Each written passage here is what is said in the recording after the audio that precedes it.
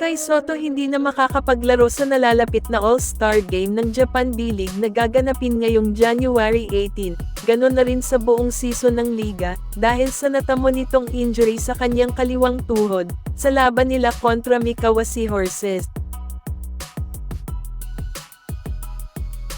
Malungkot na balita ito, lalo na't malapit na ang third window ng FIBA Asia Cup qualifiers na magaganap sa susunod na buwan, na kung saan makakalaban ulit nila ang Chinese Taipei at ang New Zealand na alam nating sabik na makabawi sa ating gilas. Hindi biro ang naging injury ni Kai dahil ang ACL injury niya ay aabot ng 6 months to 1 year ang gamutan, depende sa treatment ng player, may napaaga at meron ding natagalan.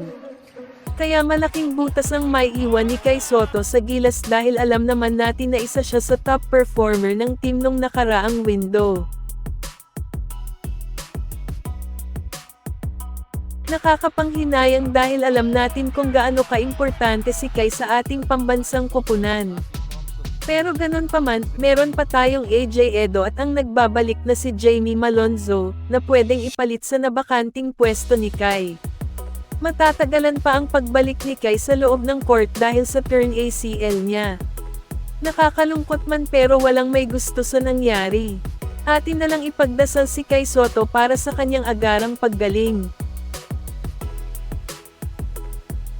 Samantalang muling magbabalik sa paglalaro si Dave Ildefonso, hindi sa PBA kundi sa team na dati na niyang pinaglaroan, ang Strong Group Athletic na sasabak muli sa Dubai International Basketball Championship na gaganapin next month. Ang pagkuhang muli ng SGA kay Dave ay malaking bagay para sa kanyang basketball career, dahil dito ay magagamit niyang muli ang talent niya at nang magbalik rin ang kumpiyansa niya sa sarili sa loob ng court, lalo pat matagal na ring walang ganap sa kanya. Magmula kasi nung hindi niya tinanggap ang offer ng Northport, na rookie deal ay wala rin siyang natanggap na ibang offer.